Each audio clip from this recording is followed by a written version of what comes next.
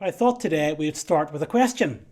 What do Nick Willandra, Neil Armstrong, Philippe Petit and Kathy Sullivan have in common? Well, they've all walked in highly unusual places. Nick walked on a tightrope across an active volcano. Neil Armstrong walked on the surface of the moon. Philippe Petit also walked on a tightrope, but he did it between the two towers of the World Trade Center. And Kathy Sullivan has actually walked in space. Now, today in our story from Simon Peter's life, we're going to think about a time when he also walked somewhere very unusual indeed. Here's the story.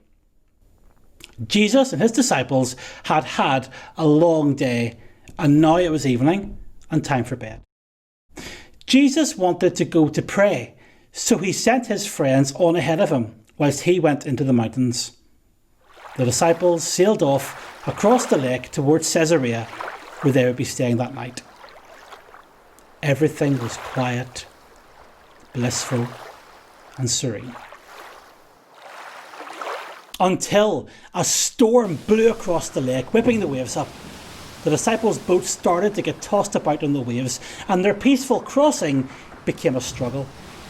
All night long they fought against the storm until, as dawn approached, they saw something on the water. Well, to be exact, they saw someone on the water. Someone walking on top of the water. Their first thought was that this unknown person was a ghost, and they screamed. Well, seemed to be very manly screams. And then the person called out and said three very short but very important sentences. Take courage. It is I. Don't be afraid. It was Jesus. Jesus walking on the water. Simon Peter then did a very Simon Peter-y thing. He shouted out, "Lord, if it really is you, tell me to come to you." And Jesus said, "Come." Peter stepped out of his boat and started to walk towards Jesus. But remember, the storm was still raging, and he took his eyes off Jesus and started to look at the storm. Suddenly, he started to sink. "Help me," he called to Jesus, and Jesus took his hand and helped him back to the boat. And once Jesus was aboard, the storm stopped. The disciples were amazed, and rightly so. Now, this true story from the Bible has so much to teach us. Here are just three things. First of all, the fact that Jesus could walk on the water reminds us that he is no ordinary man. He is the Son of God, the one who made the waters in the first place. Secondly, the disciples had gone through a long and difficult time, and then they heard and saw Jesus saying, "Take courage, I'm here, don't be afraid." These are words for us all today.